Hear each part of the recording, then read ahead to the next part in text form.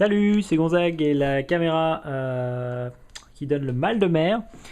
J'ai avec moi le Nokia E52. C'est la série e-Series. Donc e-Series, c'est les séries pour les professionnels. Ça n'empêche pas les particuliers de les acheter, mais c'est quand même des téléphones qui ont pour cible le marché de l'entreprise.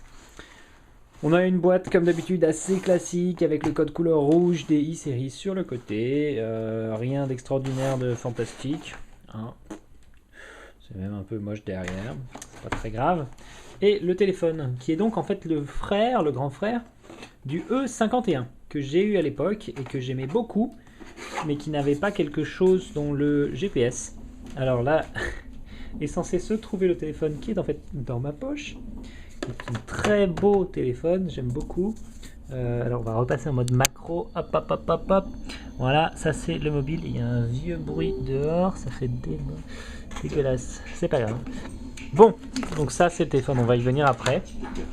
Le reste du contenu de la boîte. On a un chargeur Nokia. Alors, c'est un peu fort la musique. Rien d'extraordinaire à dire sur ce chargeur. Il est maintenant au format micro USB, puisque je rappelle depuis quelques tests, enfin c'est plutôt des prises en main que des tests, mais que c'est le format qui a été adopté par la plupart des constructeurs de téléphones mobiles. Ensuite, dans la boîte, pas grand chose. On a un kit main libre, pas terrible, c'est les anciens, alors que sur les nouveaux Nokia de la série N, il y a ce qu'il faut, il y a des bons casques, enfin en tout cas un peu meilleurs. Ça c'est des écouteurs encore un petit peu cheap. Le câble micro USB et un adaptateur pour les chargeurs ancienne génération. Donc ici vous branchez votre ancien chargeur et ici vous branchez votre téléphone. C'est magique. Et puis divers modes d'emploi et trucs pas forcément utiles, puisque comme quasiment tous les Nokia, ils s'utilisent sans trop de difficultés, c'est-à-dire que vous allez retrouver la même interface à chaque fois. Vous allez voir. Alors, ma carte aussi met dans un autre téléphone pour le moment. On va pouvoir faire des comparaisons parce que j'en ai trop sur mon bureau. On va remettre son petit plastique. Regardez ça. Il faut être un peu maniaque parfois. Ça revient en bon état chez Nokia quand il faut le rendre. Alors. Je vais même prendre mon siège pour m'asseoir comme un pépé. Là là là. Alors, comme ce test est sponsorisé par Ikea, je vous indique que mon siège s'appelle Marcus, qu'il est disponible pour la somme de €. Non, je plaisante. On a récemment laissé croire que j'étais payé pour tester des produits. Malheureusement, je ne suis pas payé pour vous parler de ça, d'un iPod, d'un Galaxy, etc.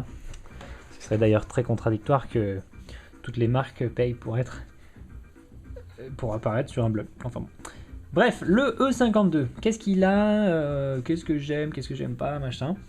Déjà un design qui est plutôt canon, à mon goût, après c'est très personnel, qui reprend le bas qui est similaire à celui du E52, avec un clavier différent, et surtout derrière une coque qui est striée de façon très très fine. Ça va être même difficile à voir, qui a une forme un peu étrange, on sent des espèces de profondeur, mais ça respire quand même le costaud, ça bouge pas, on peut faire ce qu'on veut, on le sent bien en main. Un appareil photo 3,2 mégapixels avec son flash, petit haut-parleur, etc.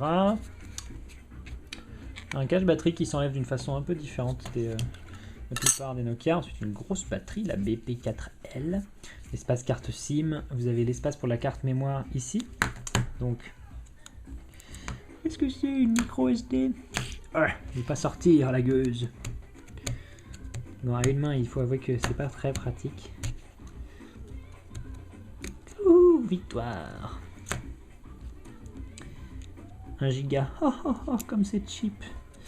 Bon, ils auraient pu mettre un peu plus qu'1 giga quand même. C'est pas bien grave.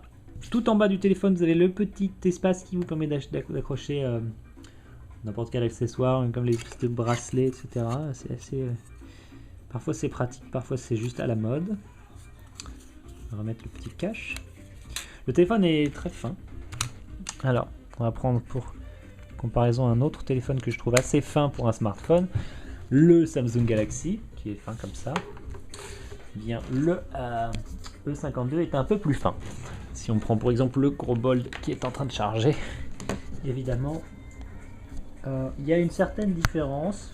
On va peut-être pas bien voir sur la vidéo, mais bon, ça se sent. Est-ce que j'aime bien le E52? Oui, beaucoup.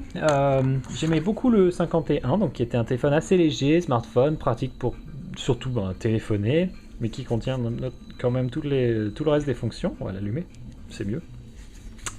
Le E51 apporte le GPS, plus de vitesse. Apparemment, il n'a peut-être plus beaucoup de batterie. Ah si, c'est bon. Il apporte une finition qui fait vraiment très classe. C'est joli, un petit machin. Un petit machin comme ça posé sur un bureau. J'aime beaucoup, j'aime vraiment beaucoup. J'ai failli en acheter un d'ailleurs, mais je ne l'ai pas acheté. Parce que Orange me proposait un renouvellement avec un BlackBerry et il n'y avait pas ce modèle-là en renouvellement. Ça c'est le souci, c'est que Nokia n'arrive pas forcément bien à placer ses modèles chez les constructeurs. Ensuite, tiens, il y a une partie de mon agenda qui est dedans, donc on va pouvoir repasser en mode macro. Un petit peu le truc chiant sur cette caméra Kodak que je teste. Je l'ai synchronisé avec Google, c'est pas parfait, ça marche mieux sur le BlackBerry, mais j'ai quand même mes événements à venir. Le téléphone est extrêmement réactif, ce qui est plaisant, puisque bien sûr c'est un outil qu'on va utiliser pour le travail. C'est quand même plus pratique d'avoir un téléphone qui répond vite quand vous allez utiliser les différentes applications. Et j'étais notamment très surpris sur la partie positionnement GPS, qui est vraiment bonne pour le coup. Je me suis battu un peu avec les Nokia dans le temps pour avoir une présentation GPS correcte, enfin GPS qui fixe correctement et rapidement sur la position. Ça va mieux. Ensuite on a la partie appareil photo qui se lance avec le bouton dédié sur la droite. D'ailleurs, en parlant des boutons, il y a appareil photo, le volume et le bouton de reconnaissance vocale. Et sur la gauche, il n'y en a pas, il y a juste le port micro USB. L'appareil photo est plutôt décent. Hop, 3 méga, à 3 méga 2, il peut se permettre, on dira. Et là, je suis en mode vidéo. Coucou. On va passer en mode photo. Je suis toujours pas grand fan de l'interface photo de Nokia, mais ça fonctionne. On a vu mieux, on a vu pire. Au moins, la plupart des réglages sont accessibles directement depuis l'interface ici. Par exemple, quand on est en train de faire une photo, on peut activer, désactiver le flash. Alors que par exemple sur le BlackBerry, que je vais débloquer. Non. Alors sur le BlackBerry, là, voilà, il y a marqué flash désactivé. Et pour le désactiver, pour le réactiver, il ne faut pas aller dans afficher les images, c'est n'importe quoi. Il faut aller dans options et il faut aller activer le flash ou le mettre en automatique, etc. C'est un peu con. Il y a peut-être un raccourci, mais c'est pas indiqué clairement. Voilà. Donc en termes de taille, tiens, on a celui-là, on a celui-ci. Donc le E52 est clairement plus petit. Et si je récupère mon dernier BlackBerry, parce que je fais collection maintenant, qui est peut-être le plus mignon de tous, donc le Curve. En termes d'épaisseur, c'est vraiment le 52 qui gagne. Mais il n'a pas de clavier physique complet, ça c'est un petit peu le truc qui manque. Voilà. Donc je l'aime plutôt bien. Je vous redonnerai les prix dans le billet parce que c'est pas un téléphone qui est donné. Hein. C'est dommage qu'il soit pas moins cher. Je pense que ça pourrait convaincre du monde. Très bien pour le monde d'entreprise avec le support Exchange, etc.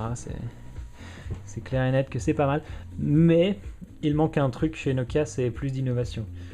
Ce sont des modèles qui n'apportent pas grand chose et le N97 n'apporte toujours pas grand chose par exemple.